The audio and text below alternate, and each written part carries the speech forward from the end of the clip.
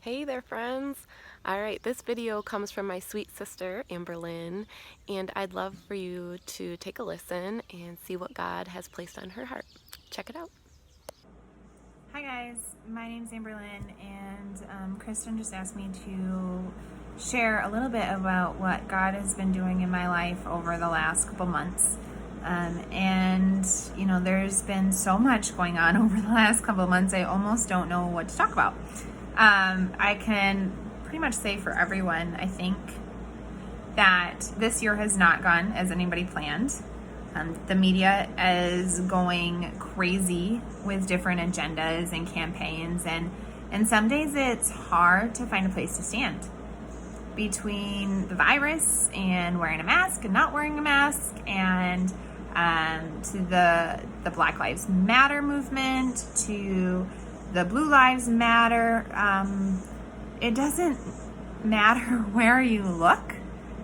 You see argument after argument and disagreement and different, very public cries for different causes. And this has really been tearing on my heart a lot lately, because where do I stand as a Christian? Where does God call me to stand in the midst of all this craziness? How does He expect me to respond? I have multiple different opinions in my own household on where to stand on these, and sometimes it's really difficult to make that call. Where does God want me to stand in this? And one of the things that really has been, God's been working on my heart over the last couple years, even not even just this last couple months, has been that what I would call my personal mission statement, and that is to love God and to love people. Period. That's it. Love God, love people.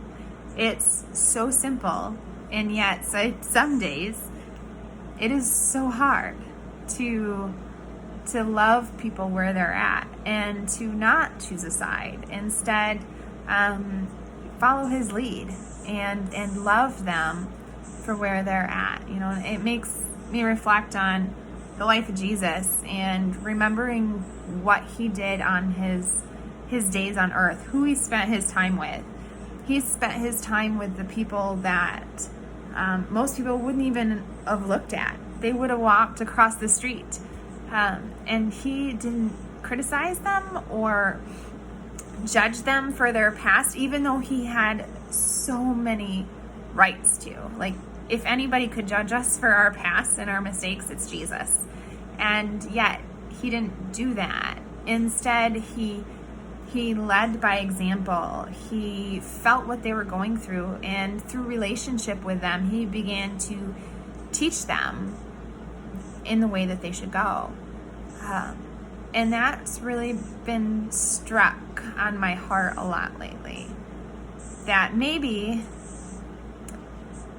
we shouldn't spend so much time worrying about what side of the street do we stand on, what side of the cause do we stand on, but instead maybe we should stop talking and start listening to the different perspectives that other people are having, and start loving people right where they are. Sometimes I wonder if we've gotten so caught up in an argument or in a cause or something that's going on that we stopped seeing the people on the other side of the line.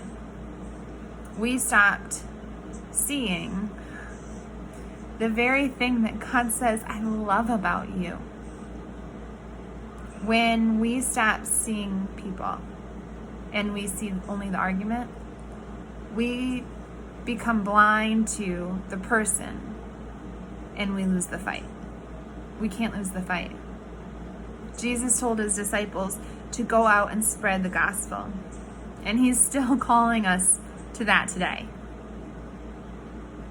When He started His ministry, He started it with God so loved the world. He loved the world that He gave His only begotten Son. So as Christians, we need to fight. We need to fight for love.